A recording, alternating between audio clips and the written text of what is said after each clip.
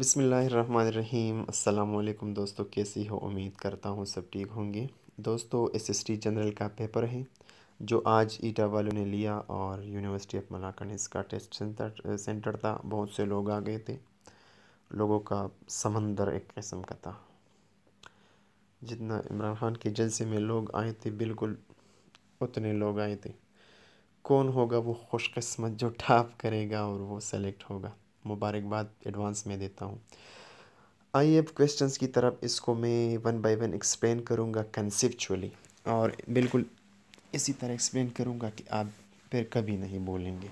तो question number 1 को देखे। शी सेड टू हिम, उसने उससे कहा, can I do anything for you, क्या मैं आपके लिए कुछ कर सकती हूँ? कितना खुशकिस्मत था जिसको उसने उस लड़की ने कहा।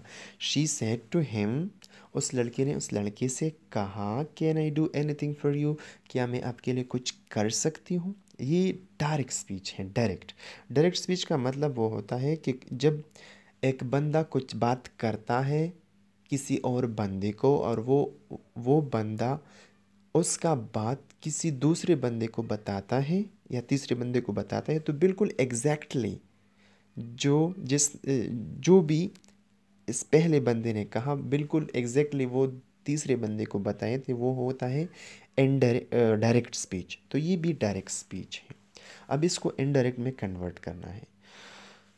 तो देखिए, ऑप्शन नंबर ए है, she asked him if she could do anything for him. She asked him, उसने उससे पूछा, if she could do anything for him, कि वो उसके लिए कुछ कर सकती है। तो ये ऑप्शन नंबर ए जो है ये यहाँ पर ठीक है। बी सी डी ये सब गलत है। ठीक है। अब क्वेश्चन नंबर 2 को देखें। Every now and then they meet in chat, वो कभी कभार मिले और बातें करते। एवरी नाउ एंड देन का मतलब है कभी कभार।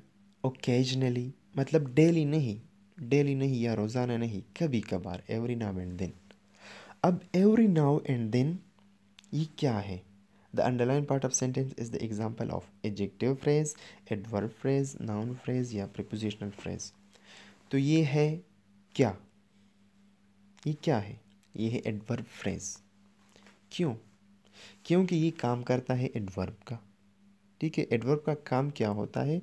वो हमें बताता है कि एक काम होता है तो कब कब होता है, कहाँ होता है, कितनी मर्तबा होता है, मतलब इसकी फ्रिक्वेंसी क्या होती है। एडवर्ब ऑफ फ्रिक्वेंसी हम फिर इसको कहते हैं कि एक काम होता है तो क्या वो डेली होता है या कभी कभार होता है। ठीक है। या आज होता है या कल हुआ था। ठीक है। या 2 दिन बाद होगा। तो ये है काम एडवर्ब का। अब ये काम अगर एक वर्ड करे तो वो एडवर्ब होगा, अगर एक से ज़्यादा अल्फाज करे, वर्ड्स करे, तो वो एडवर्ब फ्रेज होगा। यहाँ पर एवरी नाउ एंड देन काम करता है एडवर्ब का, और ये ज़्यादा अल्फाज है तो ये है एडवर्ब। तो ये बन गया एडवर्ब फ्रेज।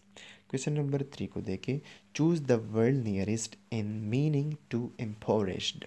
एम्पोरिश्ड का मतलब क्या है सादा अल्फाज में?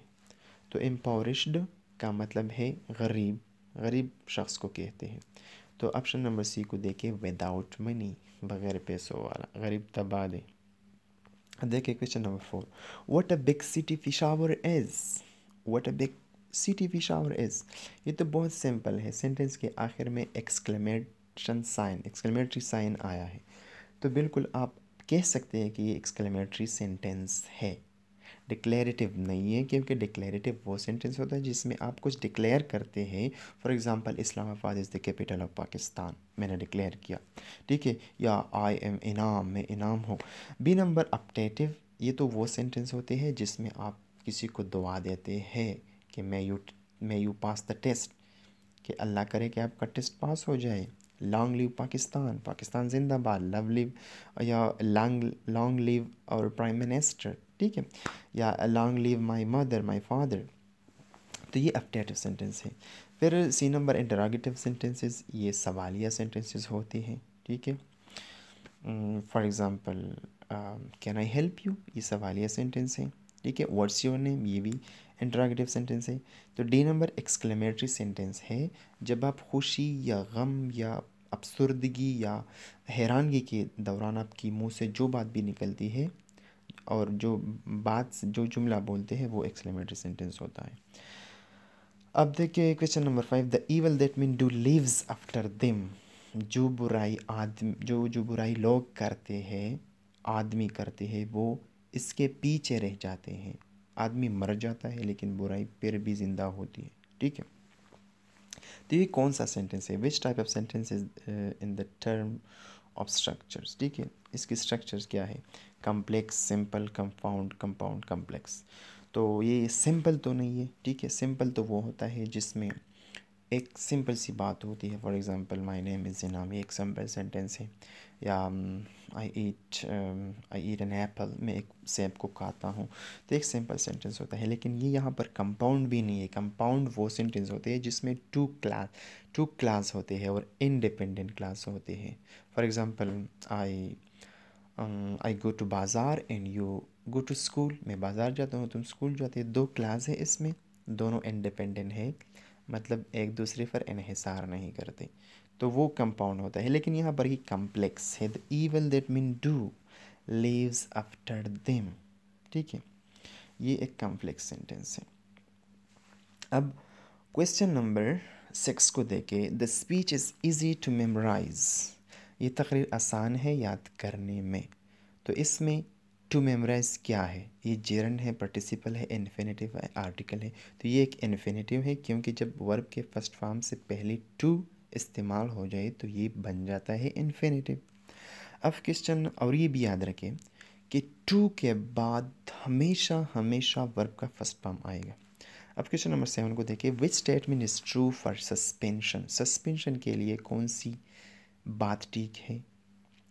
तो ये केमिस्ट्री का सवाल है। सस्पेंशन एक महलूल को कहते हैं। सस्पेंशन ऐसा चीज़ है, मैं आपको पहले बताऊं, जिसमें फॉर एग्ज़ाम्पल आपने पानी ले लिया एक गिलास में और आपने इसमें मिट्टी डाला, तो मिट्टी आपको नज़र आता है उस पानी में, तो ये एक सस्पेंशन है। ठीक है, तो अब इसकी तारीफ़ करते हैं। नंबर 1 होता है कि solute can not seen with human eye. Solute जो आप इसमें डालते हैं, फॉर एग्ज़ाम्पल मिट्टी, तो ए नंबर कहता है कि आप इसको अपनी आंखों से नहीं देखते, तो हम तो सॉइल जो मिट्टी है हम देखते हैं, तो ये गलत है। B number, have uniform composition.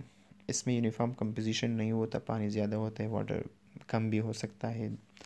C number जो देखिए, solute is not completely dissolve in solvent. Solute, C number बिल्कुल ठीक है, क्योंकि जो हम इसमें डालते हैं, या पानी हो गया या कुछ और चीज़ हो गया पानी में हम डालते हैं और वो मतलब फुली हल नहीं होता, तो इसको हम कहते हैं सस्पेंशन। जैसे कि बच्चों की दवाई या भी हम लेते हैं, तो जो पाउडरी दवाई हम कहते हैं ना पश्तो में कि ये पाउडर है, फिर हम इसमें पानी डालते हैं और वो मिक्स करते हैं और फिर बच्चों को देते हैं, और इसके ऊपर लिखा होता है सस्पेंशन।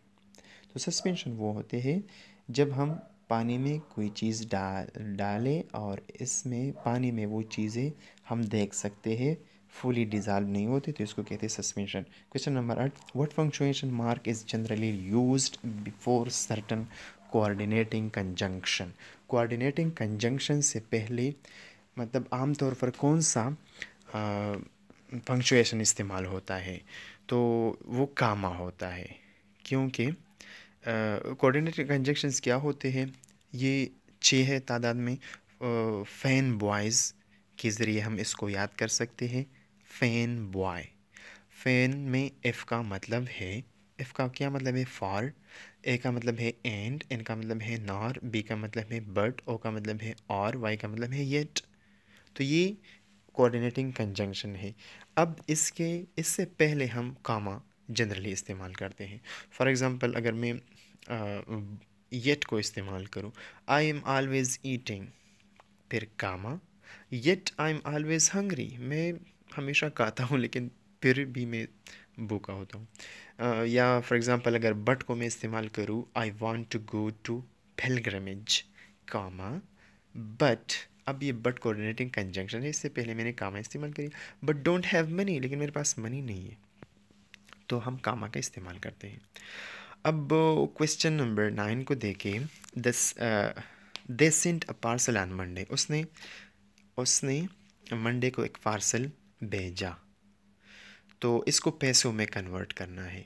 अब ये सेंटेंस किस टेंस का है, सबसे पहले आपने ये देखना है। They sent a parcel on Monday, उसने मंडे को पार्सल भेज दिया, ये सिंपल पास्ट का सेंटेंस है। तो सिंपल पास्ट के बाद कौन सा टेंस आता है, simple continue past continuous tense. तो पास्ट कंटिन्यूस टेंस में कौन सा ऑक्सिलरी वर्ब इस्तेमाल होता है, वाज या वर। तो अब वाज या वर जब हम पैसिव में इसको कन्वर्ट करते हैं तो वाज वर्ब इज़ इस्तेमाल करेंगे। फॉर एग्जांपल है, देखिए a parcel has been sent by them, has इस्तेमाल हुआ, ये गलत है। बी नंबर को देखिए, a parcel was sent by them on Monday, B number बिल्कुल ठीक है, अ पार्सल वाज सेंट, तो बी नंबर पर ठीक है। अब क्वेश्चन नंबर 10 को देखिए, the police had no clues, police के पास कुछ इंफॉर्मेशन नहीं था। फॉर द केस के हवाले से tips were still dash tips were still coming इन, लेकिन फिर भी मतलब कुछ एडवाइस या टिप्स इसके पास आ रहे थे। तो यहाँ पर कौन सा मतलब एज अ रिज़ल्ट इस्तेमाल होता है, दियर फोर हावेवर इवन सो। तो हावेवर इवन सो तो बिल्कुल गलत है, ठीक है। हावेवर का मतलब है जबकि, या इवन सो का मतलब यहाँ पर ठीक नहीं होता। तो देखिए एज अ रिज़ल्ट भी यहाँ आ सकता है और दियर फोर भी आ सकता है, ये दोनों इंटरचेंजबली इस्तेमाल हो सकते हैं, लेकिन यहाँ पर ज़्यादा सुटेबल जो है वो है दियर फोर, ठीक है। The police had no clues for the case, therefore tips were still coming in. Police के पास कुछ मालूमात नहीं था, इस एक केस हुआ था, इसके बारे में कुछ मालूमात नहीं था, तो इसके नतीजे में कुछ मतलब टिप्स आ रहे थे इसके पास। अब एज अ रिज़ल्ट क्यों ठीक नहीं है, तो एज अ रिज़ल्ट इसलिए ठीक नहीं है क्योंकि एज अ रिज़ल्ट का इस्तेमाल आप तब करते हैं जब एक काम होता है और इसका असर होता है, काज एंड इफेक्ट वहाँ पर होता है। For example Ali died as a result of accident हो गया तो वो मर गए। तो इंशाल्लाह एक दूसरे वीडियो के दूसरे हिस्से में और क्वेश्चन सॉल्व करूँगा। उम्मीद है कि आपके लिए बहुत ज़्यादा मुफीद है, क्योंकि जितने भी टेस्ट अभी रह गए हैं, जितने भी टेस्ट आने वाले हैं, इसमें आपका बहुत ज़्यादा मदद करेगा, क्योंकि आपका कंसेप्ट जब क्लियर होगा तो फिर चाहे जिस तरह भी क्वेश्चन हो आप इसको समझ सकते हैं, हल कर सकते हैं। तो अगर चैनल पे नए हो तो प्लीज़ चैनल को लाइक करना, सब्सक्राइब करना, फिर वीडियो लाइक करना, कमेंट भी करना और शेयर भी करना। Thank you so much.